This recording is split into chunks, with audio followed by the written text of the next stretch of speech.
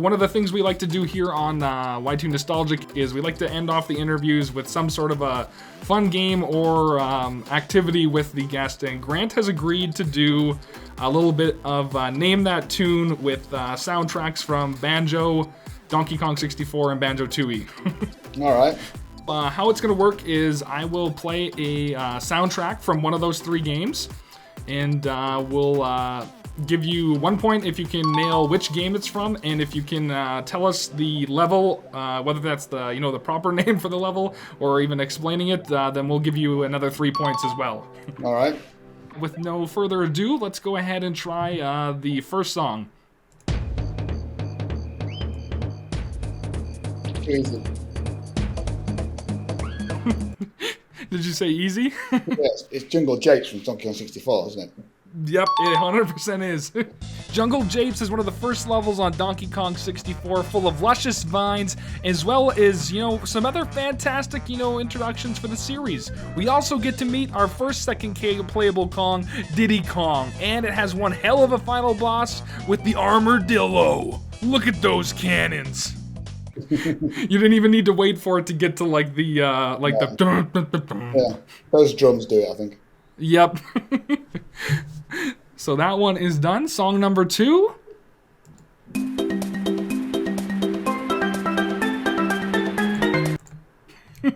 Treasure Trove Cove from Banjo-Kazooie. Boom. Treasure Trove Cove is the second map on Banjo-Kazooie, and it introduces us to a nice, luscious tropical beach full of treasure and all sorts of other stuff. It also has Snackers the shark and the self-proclaimed king of the beach himself, Nippers the crustacean. That's my buzzer. Perfect. That's your buzzer. Awesome. I love it.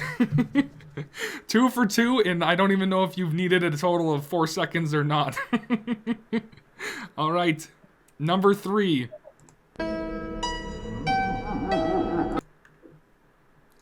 Oh, that's Creepy Castle from Donkey Kong 64. Boom! Nailed it. Creepy Castle is one of the final levels that you get on Donkey Kong 64, and it definitely lives up to its name by giving this haunting, very menacing feeling for a world with lots of skeletons. And to be completely honest, as a kid, I had to quit playing during this level and make my older brother play it for me because it truly was just haunting, if you know what I'm saying. And let's go for song number 4.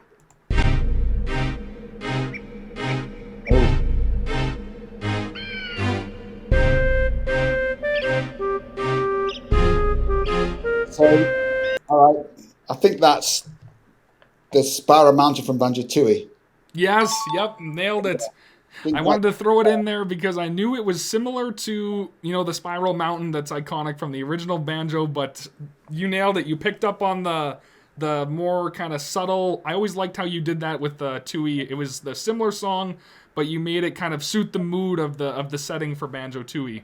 Yeah, it's in a major key in the first game, and I just converted it to a minor key in the second game, so it just goes from major to minor. So that's what I did. What better way to start Banjo-Tooie than with a revitalized Spiral Mountain theme to set the tone for the second game? As I'm sure you guys remember, this is also where we see the death of our beloved Bottles. R.I.P. Bottles. Song number 5. MUMBO'S Mountain from Banjo-Kazooie. Boom, nailed it. Too easy, too easy. Too easy. I'm going to have to dig more. I might have to do a round 2 of this one day. MUMBO'S Mountain is the absolute first level that you see on Banjo-Kazooie. You also get to meet Conga, the orange-tossing ape or gorilla, as well as, some unique features in teaching us about the jiggies and the musical notes. We also get introduced to the Mumbo Jumbo himself, who, ironically enough, is also voiced by Grant Kirkhope himself. So, the man behind the Mumbo mask, you know who it is. Song 6.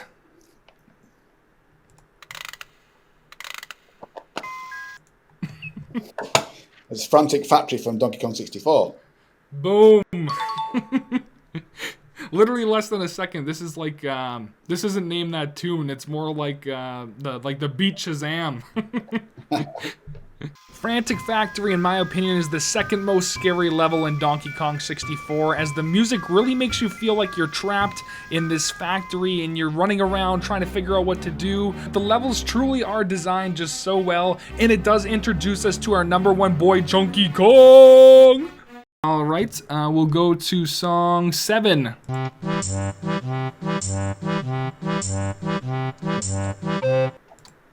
What's it called? That's Banjo-Tooie. It's the area before you go to Atlantis. It's the you know, what's it called? That. Oh, I don't know that. I tell you what, like I know it's an area before you jump into the water to go to Atlantis, but I can't remember. What is it called? I don't know what that's called. No, you got the level right though with the description. Jolly Roger's Lagoon. Oh, that's it. Of course, God, I didn't get that one. But I knew what it was. Yeah. All right, I failed that one. Jolly Roger's Lagoon is a unique level in Banjo-Tooie that both allows us to explore the port of what could be a pirate's bay, and also includes an underwater level of Atlantis, which is super unique, and it gives us a throwback to our boy Captain Blubber from Banjo-Kazooie. So what a bundle. Song number 8. FREEZEEZY Peak from Banjo-Kazooie, of course, my favourite. Nailed it, and you already talked a little bit about it, and it's interesting how you mentioned earlier, you know, you picked these different instruments to kind of match the sharpness in that, and even now when I listen back to it, I can picture what you were talking about. I know, I really like that tune. I can still play it myself at Christmas time. Oh, really? Yeah. No, it's one of my favorite ones as well. It's very, very iconic. FREEZEEZY Peak brings that wonderful joy of Christmas to life with a giant snowman based around the level, presents, lights, Christmas tree, all sorts of festive things, but most importantly, you get to race Boggy the Bear as a walrus in a sled race. So what's better than that? You tell me. Alright, song number 9.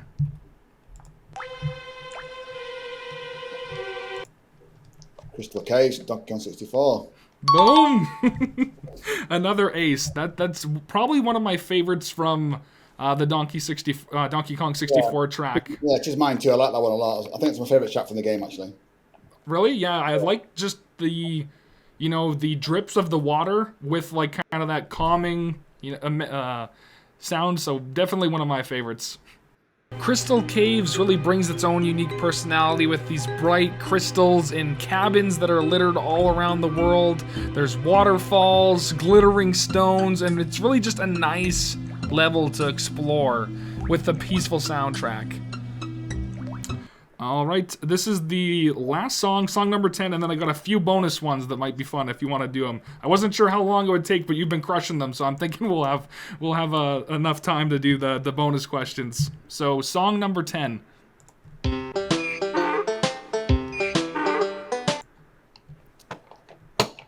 Oh, it's the mine from Banjo-Kazooie. No, Banjo-Tooie, but it's Glitter Gulch mine. Boom, nailed it. Another very... That's Ed Bryan's level. We used to take the mickey out about that one. Oh, really? Glitter Gulch Mines takes us back to the good old times of the Klondike Gold Rush, showing us characters such as this flying bird person and Bill the Fox.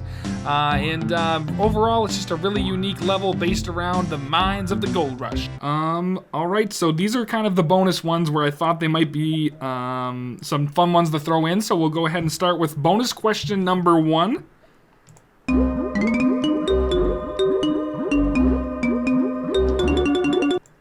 That's Cranky, isn't it, in Donkey Kong 64?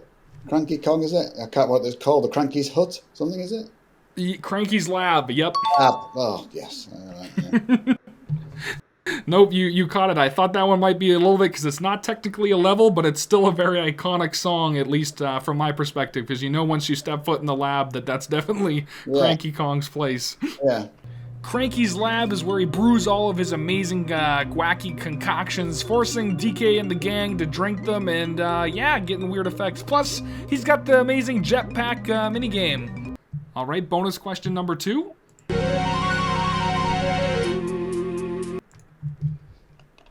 That's Mayhem Temple on Banjo-Tooie. 100% correct, yep.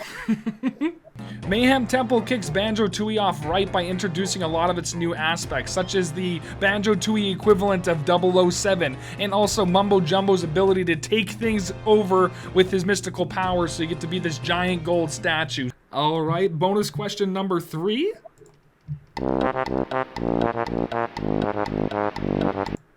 That is Rusty Bucket Bay, isn't it, from Banjo-Kazooie? Boom, yep. Rusty Bucket Bay was a level based around a giant barge sitting in a polluted little body of water, and it allowed you to really explore the ship with a bunch of little hidden areas. And the final question is this one. I called it the ultimate bonus question. All right.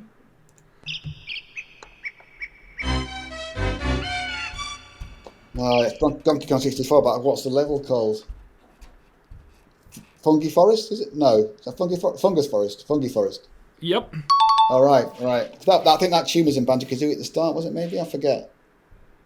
One of those, something. I don't know if it was that one or something that I converted. It didn't make it into Banjo. Oh, okay. So I can't remember. It sounds familiar, but yeah, Fungi Forest.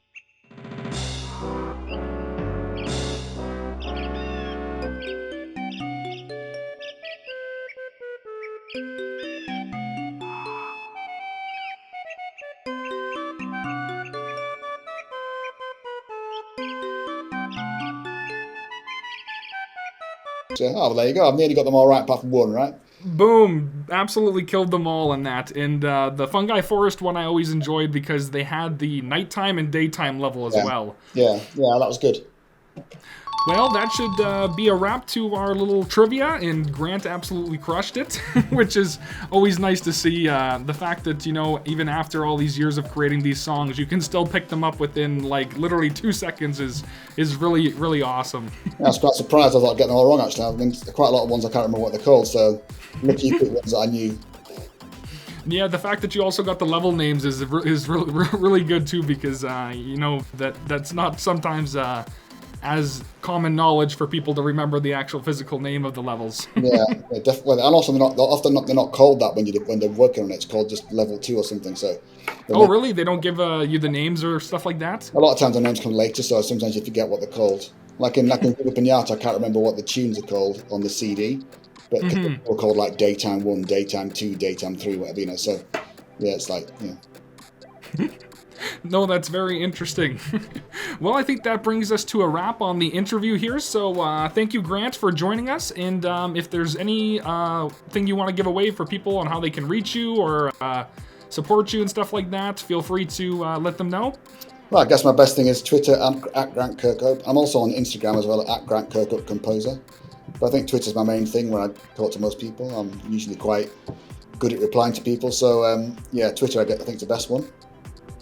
Awesome, and thank you again for coming on the show. It's been an absolute blast. Anytime, Curtis. Thanks for asking me. Awesome. Well, thank you everybody for watching here today. That wraps up this week's episode, and we'll be back next week with another episode to probably finish the season. So thank you again, everyone, and feel free if you want to support us to go ahead and hit that subscribe button below, and so we can keep making awesome content. But otherwise, that's it for today, and see everybody later. It's a wrap, yo. It's a wrap, yo. It's a wrap, yo. That's a wrap. That's a wrap. That's a wrap. That's a wrap. People think I'm rapping when I'm rapping all the time. That's a wrap. That's a wrap. Wrap it up.